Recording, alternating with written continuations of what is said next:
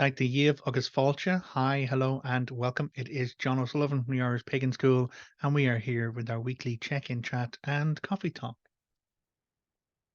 The topic for today is an interesting one that I came across a query of in our social media spaces, wondering about Ireland's goddesses of sovereignty. In this particular instance, it's Banba, Fotla, and Eriu. But before we dive into that today, I'd like to invite you to go pick up our latest free resource, our latest free kind of thing to check up and explore for yourself, and it's called Roots and Reverence.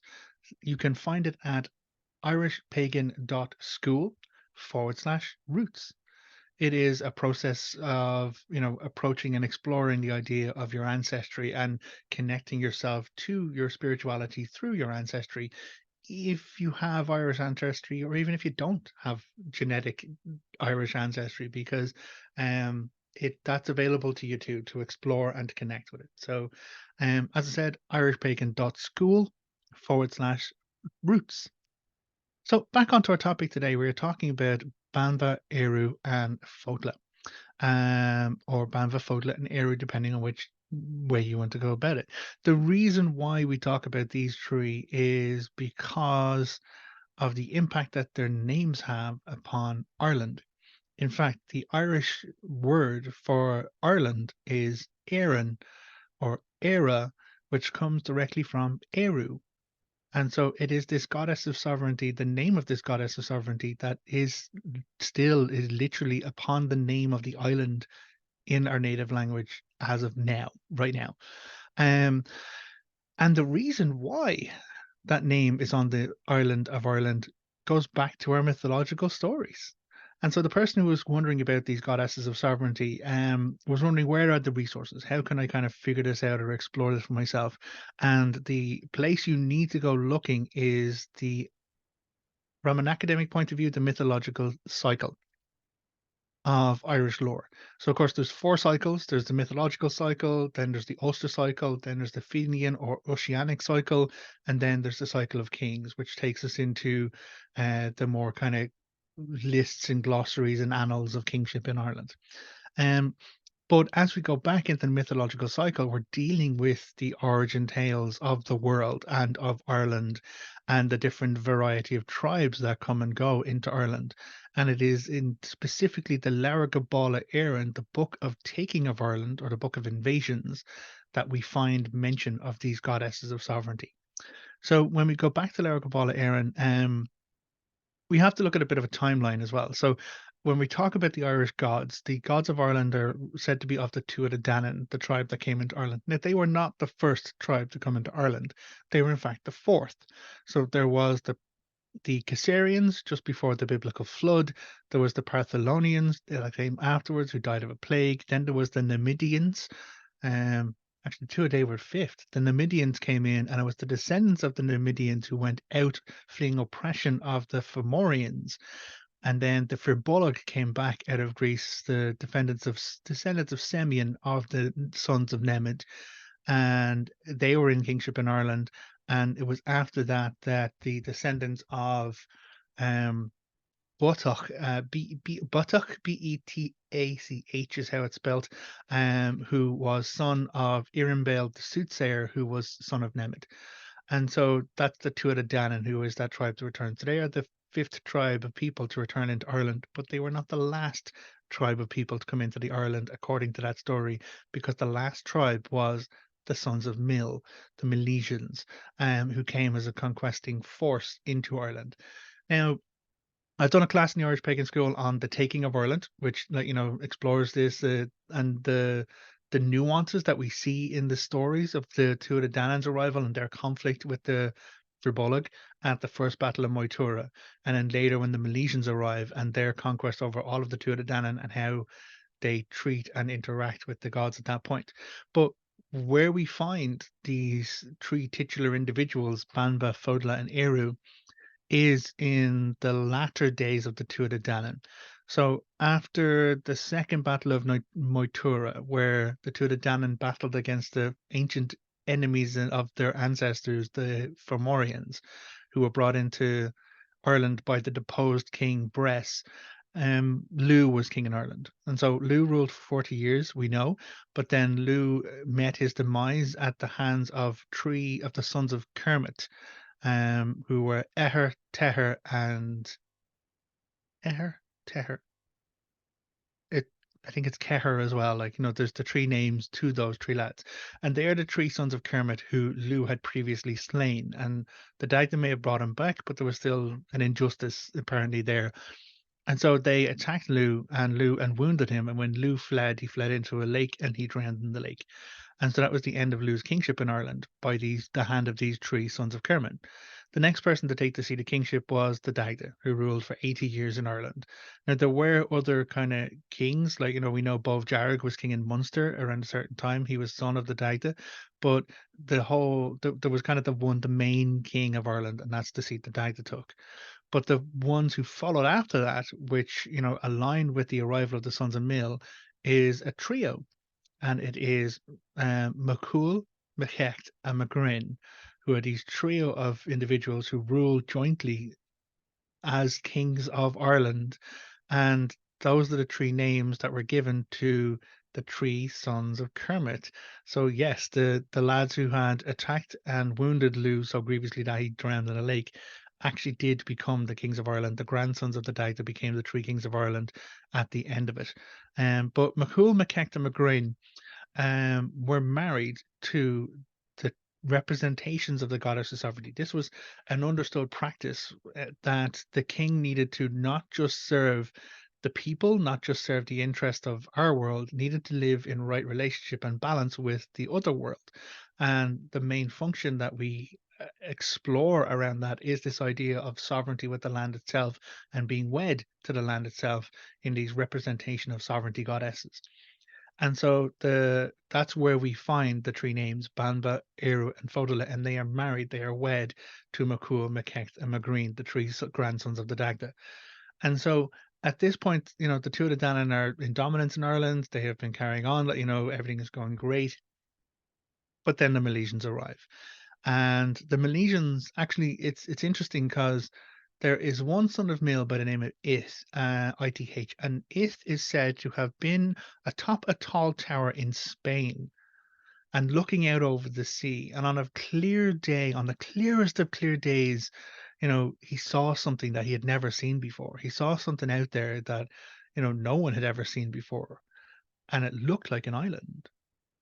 And so he got down into a boat himself and he's like, okay, well, I'm going to go and explore this for myself. And he came out of Spain, came down out of that tower, and he found Ireland. He came into the island and he saw it was beautiful. It was abundant. It was amazing. It was fantastic. He actually went and was met at the court of the three kings. And he told them all about how he is of the tribe of Mill, the sons of Mill, and how they had pretty much conquered most of their way out of Western Europe, Eastern Europe into the Western Europe. Um, and, at that point, the three lads, McCool, McKecht, and McGrin, the three kings, were very worried about it going home. And so they slayed him. They slew him. But even though they killed him, they actually put him in his boat and sent him home. And so what happened was that its body washes up in his boat, and the rest of the sons of Mill are very confused by this, and they're like, "What the hell? Where did this happen? How did this happen?" And eventually find out about the existence of this island, and that kicks off the invasion. That kicks off this invasion into Ireland by the sons of Mill with their conquesting host. And so it's as part of this that we find a little bit more information about Banba, Eru, and Fodla, because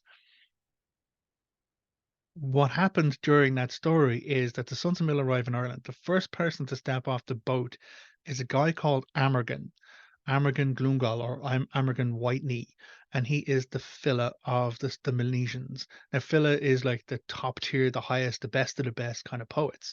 But it's not just poetry and artistic performance, it is the function of memory, it is the function of recollection, it is knowing the names of everything and the naming of things, therefore giving you power over things. There is a whole levels of magic involved with being a bard or being a filler or a poet. And there's actually classes on that at the Irish Pagan School, not teaching magic, but teaching, information around it, about being a bard and the responsibilities, because the bard functioned as the repository of knowledge. They were the person who remembered everything, remembered the judgments that the Brehons handed down, remembered like the hospitality or the lack of hospitality, because what kicked off the Fomorian War, the second battle on Moytura, was the deposing of Bress. But the last thing, the coffin nail really for Bress's rule in Ireland, or the failure of Bress's rule as king, was lack of hospitality to a bard. He straight up gave poor hospitality to the bard, and the bard gave him enough warning, said, "Listen, you need to make this right." But the Bress didn't make it right, and so the bard performed the proper satire, legal satire against him, and that told everyone that there was no hospitality in the House of Bress. Um, so we're talking bards. Bards and fellas are pretty fucking top-notch big deals. And so this particular fella, Amergin, he steps off onto Ireland for the first time. He declares himself to Ireland in this lovely piece of poetry, everything that he witnesses of the island, and then declares himself to the island. He announces who he is, what people he's from, and where he comes from. And then their invasion carries on. And as they move around the island, this is where we find the references to the goddesses, because the sons of Mill, having moved, are moving around the island, engaging in their conquest, trying to take control. They come to the places where these goddesses are, and it says in the story that they have a colloquy, or a meeting, or a conversation with these goddesses. And during that conversation, either they receive a rebuke, or they receive like a combat, or interestingly, in one, they're informed of a prophecy which talks about the dominance of the sons of Mill arriving into Ireland. Now, it's either Eriu or Fotla who give that, depending on which translations of the sources that we're dealing with here. But it's Amergin who kind of converses with them about the arrival of the sons of Mill and this transfer of power. And what happens at the end of each of these conversations is that the goddesses ask that their name be on Ireland forever. And so, like, there is references, other names for Ireland is like Bodla, but also Banba, like, the one that is the dominant name is, of course, Eru for Era. And then, we are people of Érenn. But the other names are actually still remembered and still part of the history and mythology of our culture on this island. Um, and so we have a couple of locations that go along with it. Now I have these just open here beside me. Um, because when the Sons of Mill come true, they meet with Banba in Slieve Miss, which is a mountain, the mountain there, and she kind of says unto them, "If it be to you to take Ireland, if ye come, is not right where the good fortune in which ye have come." So she's pretty much saying, "Listen, if you're here to take over Ireland, it's bad upon you." But Amergin is like, "It's a necessity that we come." And then Banva's like, "A gift from me, from you for me." And he's like, "Yep, any gift at all." And it's like, "My name upon this island." And so it goes through, and then we reach Eru in Uisneach. Now, interestingly enough, when Dagda ruled Ireland, Dagda ruled from Uisneach. Now, the three grandsons ruled from different locations around the island, but for me, I find it fascinating, and it's probably going to be something I explore personally a little bit further. But Eru is in Uisneach, and Uisneach is this hill in kind of the center, kind of middle stomach of Ireland, middle area, midriff of Ireland. And it is there that in one version there's a conquest, and there's all of these warriors and set up against them. There's an entire army set against the invaders, or the arriving sons of Mill. And the druids and the soothsayers of the Milesians cast their spells against this army, and then the army kind of is shown for what it really is, which is the sods and turf of the land itself, the trees of the land are revealed to have been like what this army was. And so it's almost as if it was a glamour army or a pretend army, or from another perspective, the army was the land itself, because we're dealing with a sovereignty goddess who has authority over the island. In this instance, this is one has two versions. It's either Eru or it's Fodla in this instance.